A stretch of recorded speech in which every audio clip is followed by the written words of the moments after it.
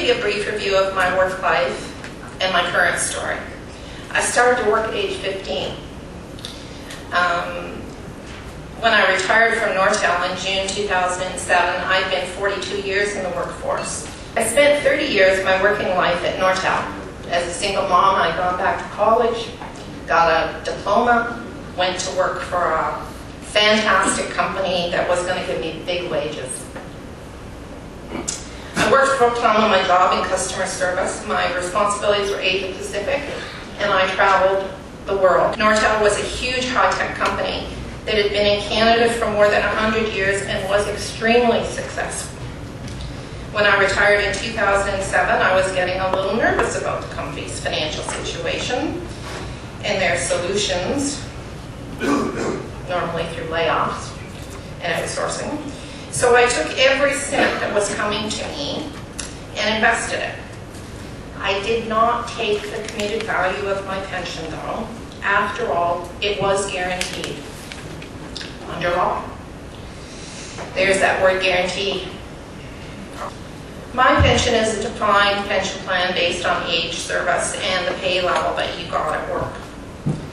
The defined benefit pension plan was funded by the company, and my deferred wages and my co-workers' deferred wages, we took less than our weekly paychecks and put it into our pensions. We agreed to do that. We trusted the company to take care of it for us. And we knew the governments would be there to uphold that.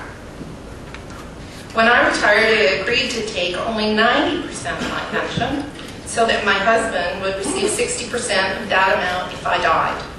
My shock in January 2009, when I found out Nortel had gone into bankruptcy protection under CCAA here in Canada. At that time, our pension plan was only funded at 85%. And we found out that, according to them, due to the economic downturn and pension contribution holidays that Nortel had been given, that it was really only funded at 69%. It would not apply to us. But the Ontario provincial government has stepped up to the mark and committed to honor the PPGF. It's been decided that at the latest, Nortel will cease making pension contributions at the end of this September. Our whole benefit situation is an unknown at this point as well. There are more than 10,000 Nortel retirees in Ontario, and we're scrambling to find a carrier that we can afford on a monthly or yearly basis. Junk bondholders should not have the same standing in the courts as workers. We fall under unsecured creditors.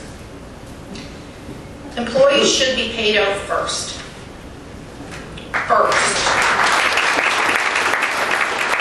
This mix through the LTD people who will definitely fall to social assistance.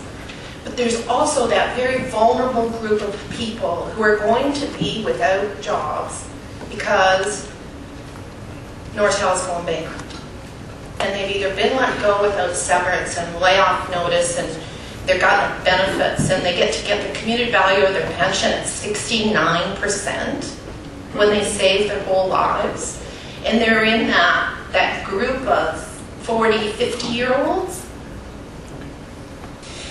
We as Canadians need a universal pension plan that will address the real cost of living today. Not $12,000 a year.